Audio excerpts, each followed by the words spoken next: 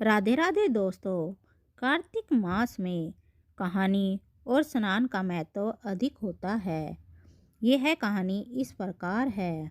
सत्यभामा ने कहा, हे प्रभु, आप तो सभी काल में व्यापक हैं और सभी काल आपके आगे एक समान हैं। फिर यह कार्तिक मास ही सभी मासों में श्रेष्ठ क्यों है? आप सभी तिथियों में एकादशी और सभी मासों में कार्तिक मास को ही अपना प्रिय क्यों कहते हैं?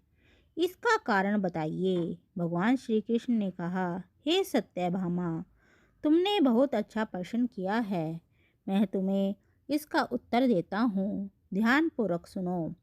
इसी प्रकार एक बार महाराज बैन के पुत्र राजा पृथु इसी प्रश्न के उत्तर में देव ऋषि नारद के पास गए और प्रश्न किया, जिसका उत्तर देते हुए नारद जी ने उसे कार्तिक मास की महिमा बताते हुए कहा, हे राजन, एक समय शंख नाम का एक राक्षस बहुत बलवान और एवं अत्याचारी हो गया था। उसके अत्याचारों से तीनों लोकों में त्राही त्राही मच गई। उस शंकासुर ने स्वर्ग में निवास करने वाले देवताओं पर विजय प्राप्त कर इंद्र आदि देवताओं एवं लोकपालों के अधिकारों को छीन लिया। उससे भयभीत होकर समस्त देवता अपने परिवार के सदस्यों सहित सुमेरु पर्वत की गुफाओं में बहुत दिनों तक छिपे रहे।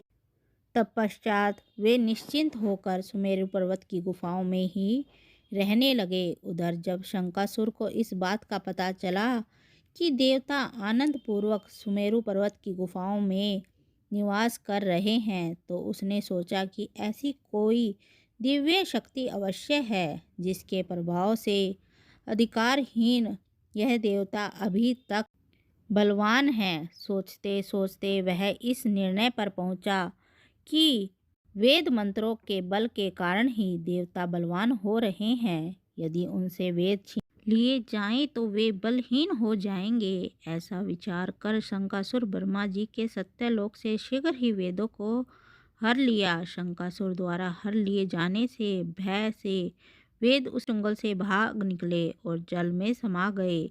शंकासुर ने वेद मंत्रों तथा बीज मंत्रों को ढूंढते हुए सागर में प्रवेश किया, परंतु ना तो उसको वेद मंत्र मिले और ना ही बीज मंत्र।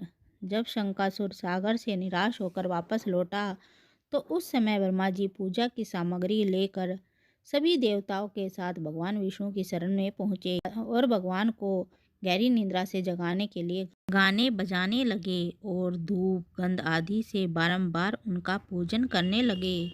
धूप दीप नैवेद्य आदि अर्पित किए जाने पर भगवान की निद्रा टूटी और वह देवताओं सहित ब्रह्मा जी को अपना पूजन करते हुए देखकर बहुत प्रसन्न हुए तथा कहने लगे, मैं आप लोगों के इस कीर्तन एवं मंगलचारण से बहुत प्रसन्न हूँ। आप अपना अभिष्ट वरदान मांगिए, मैं अवश्य प्रदान करूँगा। जो मनुष्य अश्विनी शुक्ल की एकादशी से देव उठानी एकादशी तक ब्रह्म मुहूर्त में उठकर मेरी पूजा अर्चना करेंगे, उन्हें तुम्हारी ही भांति मेरे प्रसन्न होने के कारण सुख की प्राप्ति होगी।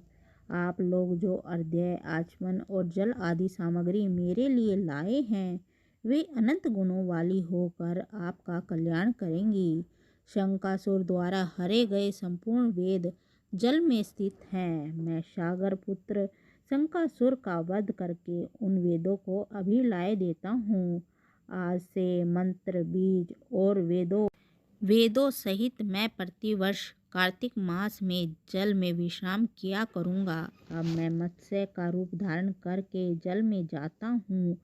तुम सब देवताओं भी मुनीश्वर सहित मेरे साथ जल में आओ। इस कार्तिक मास में जो श्रेष्ठ मनुष्य प्रातःकाल स्नान करते हैं, वे कई युगों का फल प्राप्त कर लेते हैं। हे देव इंद्र, कार्तिक मास में व्रत करने वालों को सब प्रकार से धन पुत्र पुत्री आदि देते रहना और उनकी सभी आपत्तियों से रक्षा करना। हे धनपति कुबेर, मेरी आज्ञा अनुसार तुम उनके धन धान्य की वृद्धि करना, क्योंकि इस प्रकार का आचरण करने वाला मनुष्य मेरा रूप धारण करके जीवन मुक्त हो जाता है।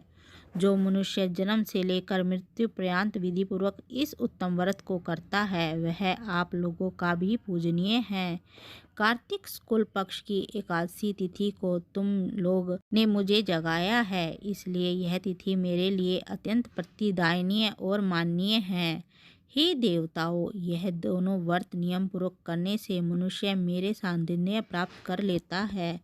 इन व्रतों को करने से जो फल मिलता है वह अन्य किसी व्रत से नहीं मिलता। अतः प्रत्येक मनुष्य को सुखी और निरोगी रहने के लिए कार्तिक और एकादशी की कथा सुनते हुए उपयुक्त नियमों का पालन करना चाहिए। धन्यवाद दोस्तों।